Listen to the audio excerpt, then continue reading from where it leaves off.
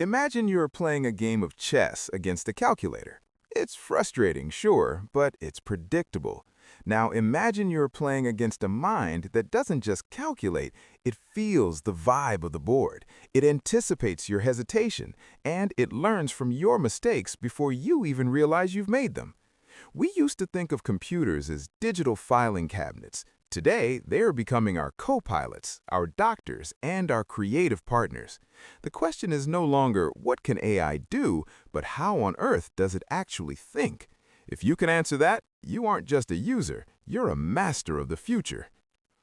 Hello everyone, and welcome to the show.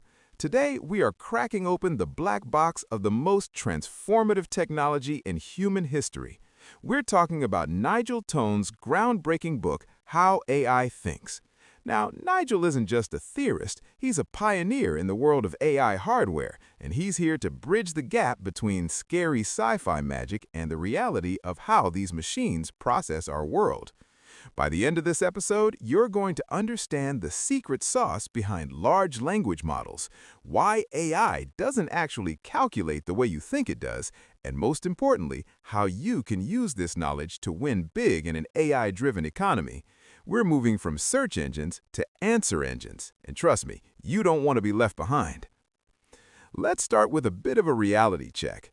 For decades, we treated computers like very fast, very obedient idiots. You gave them a specific instruction, if X happens, do Y, and they did it. This is what we call symbolic logic. It's rigid, it's fragile, and it's why your old GPS would tell you to drive off a cliff just because the map hadn't been updated. But the AI we see today, it's fundamentally different. It doesn't follow a recipe, it observes the chef. Nigel Toon explains that the breakthrough happened when we stopped trying to program rules and started building layers. Think of it like a human brain's neural network. When a baby learns what a cat is, you don't give the baby a manual describing ear-to-tail ratios or whisker counts. The baby just sees 1,000 cats, and eventually a pattern clicks. That's exactly how modern AI works. It's all about pattern recognition on a scale so massive it starts to look like intuition. When we talk about how AI thinks, we are really talking about probability. When you type a prompt into a chatbot, the AI isn't thinking in the sense of having a soul or a consciousness. Instead, it is playing the world's most advanced game of predict the next word. If I say the cat sat on your brain instantly suggests mat. The AI does the same, but it does it by analyzing trillions of connections. It understands sentiment, it understands context, and it understands that the apple of my eye isn't a fruit, but a term of endearment. This shift from logic to probability is what changed everything. It's why AI can now paint a picture that has never existed or write a poem in the style of a 17th century pirate. It's not copying and pasting, it's synthesizing. It's taking the essence of what it has learned and manifesting something new.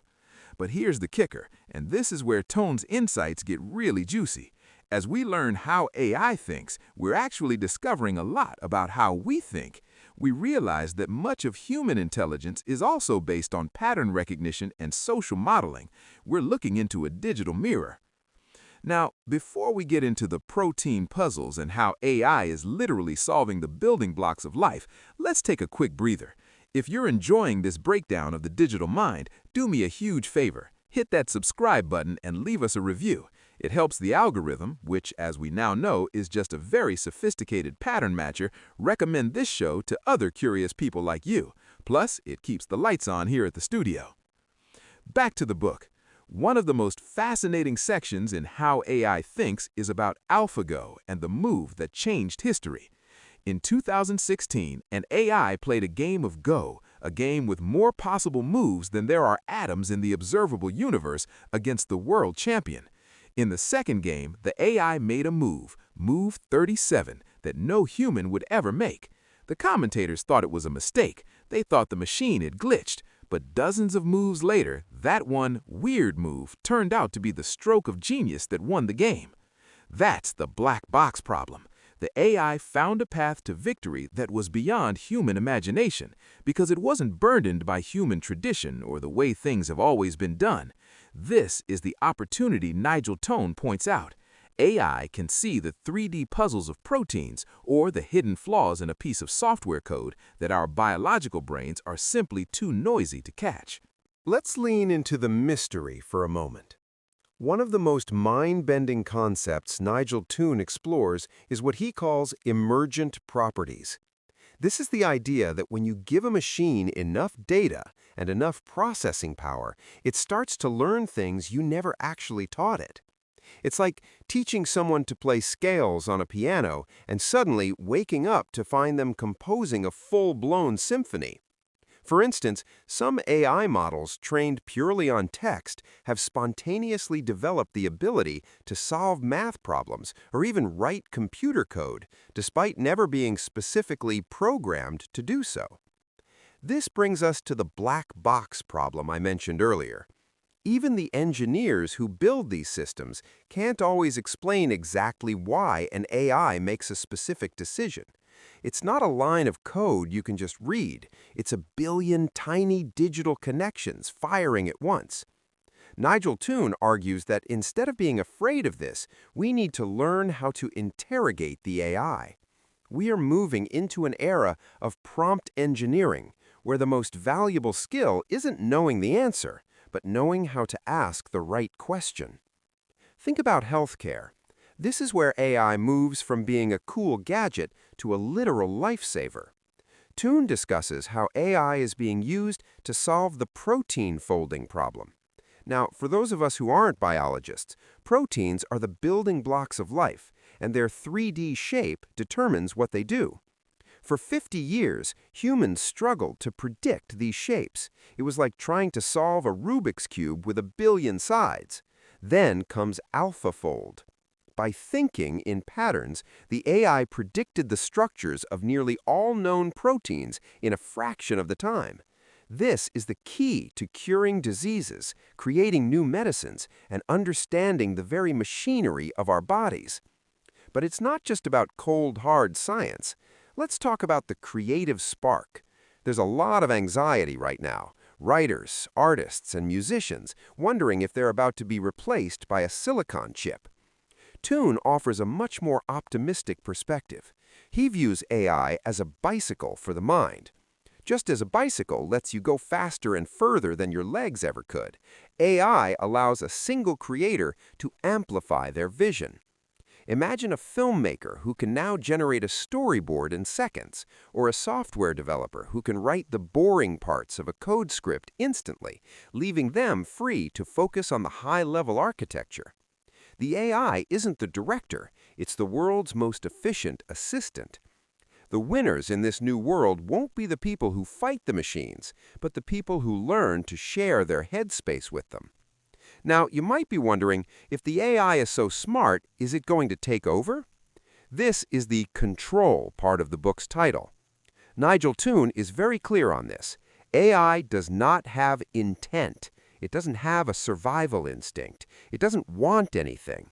It's a tool, a very powerful one, but it's still a tool that reflects the data we give it.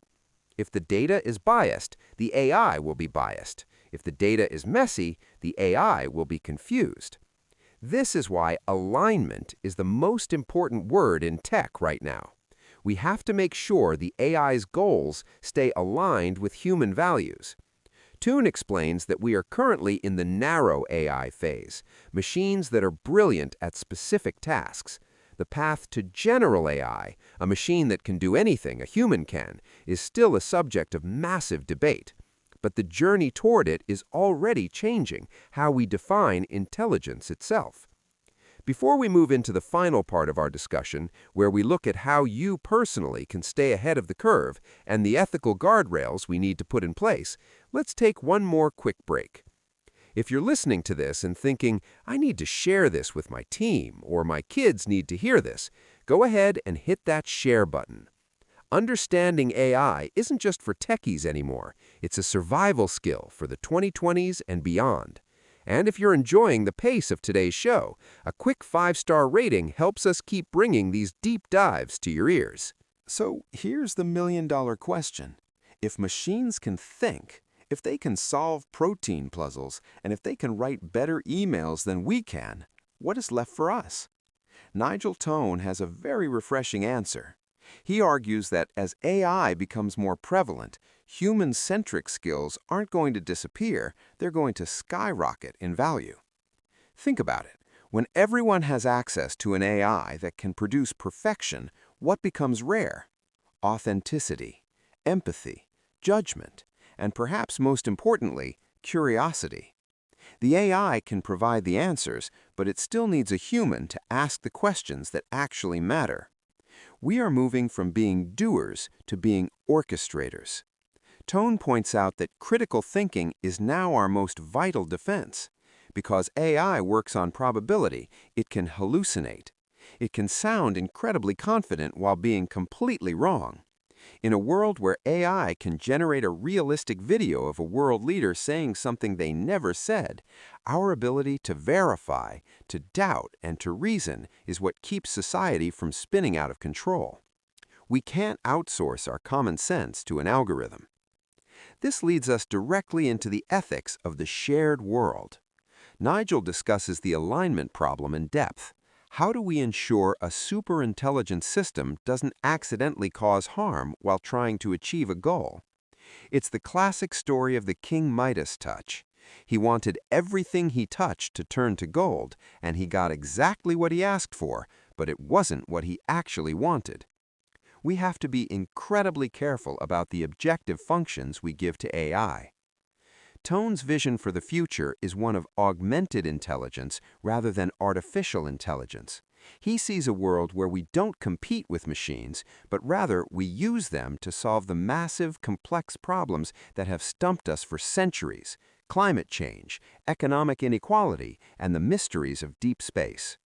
We're essentially building a second brain for the entire human race. As we wrap up today's deep dive into how AI thinks, let's look at the actionable takeaways. If you want to win big in this new era, here's your Nigel Toon cheat sheet. First, embrace the answer engine mindset. Don't fear the chatbot, learn to collaborate with it.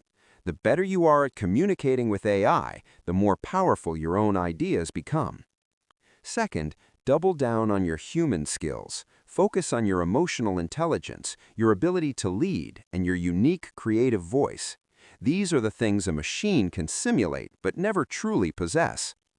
Third, stay skeptical. In the age of AI, seeing is no longer believing. Develop a toolkit for verifying information and understanding the biases that might be hidden in the data. And finally, remember that AI is a mirror. It reflects the best and worst of us because it was built on our collective knowledge. If we want better AI, we have to be better humans. Thank you so much for joining me on this journey through the digital mind. It's a lot to process, but understanding these thinking machines is the first step toward building a future where they work for us and not the other way around. If you found value in this episode, please share it with one person who might be feeling a little overwhelmed by the pace of technology. Let's help everyone move from fear to mastery. Don't forget to check the show notes for a link to Nigel Toon's book, How AI Thinks. It is a must-read for anyone living in 2026. Until next time, keep staying curious, keep asking the right questions, and remember, the future isn't something that happens to us, it's something we build, one prompt at a time.